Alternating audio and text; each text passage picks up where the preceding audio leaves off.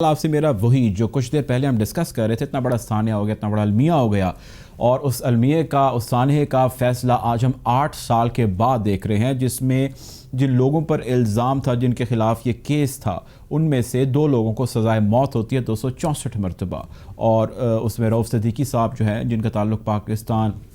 जिनका ताल्लुक़ मुत्तहिदा कौमी मूवमेंट से, उनको बरी कर दिया जाता है अदम सबूत की बिना पर। आपकी गवर्नमेंट तब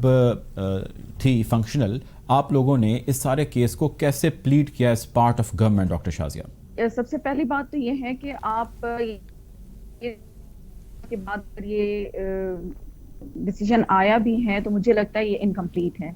सबसे पहले तो आप जिन लोगों को आपने सजाए मौत दी है, सबसे पहले तो उनके जो फैसिलिटेटर हैं उनको आपको सामने लाना चाहिए था, और जिनके कहने पे ये काम हुआ है, और जैसे कि फैक्ट्री के मालकान ने ये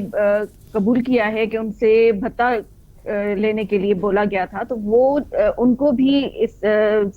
सारी चीज में सजा मिलनी चाहिए थी। देखिए,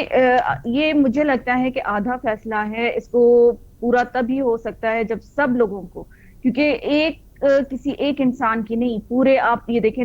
260 खानदान पूरे इसमें खत्म हुए हैं, और हमें नहीं पता कि उनके अभी इस वक्त इस डिसीजन के बाद उनके क्या जो है वो एक्सप्रेशंस होंगे, क्योंकि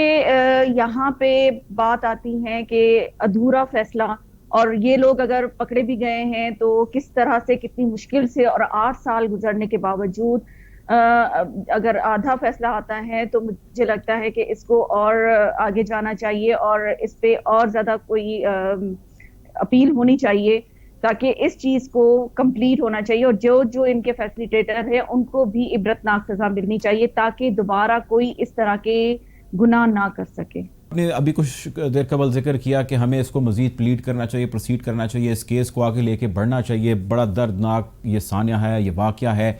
गवर्नमेंट आपकी अब है, गवर्नमेंट आपकी तब थी, इसको प्लीड आपने करना है। आप कह रही हैं कि ये होना चाहिए। मुझे ये बताएं, आप इस हवाले से क्या करने जा रही हैं, आपकी गवर्नमेंट क्या करने जा रही है? देखें, अभी ये डिसीजन मेरे ख्याल में अभी तक मिला नहीं होगा, पढ़ा नहीं होगा सबने। अगर इसमें देखा जाए तो जो मेन इसमें कल्प्रिट हैं, मैं समझती हूँ वो हमाद सिद्दीकी जो है वो अभी तक मफरूर हैं,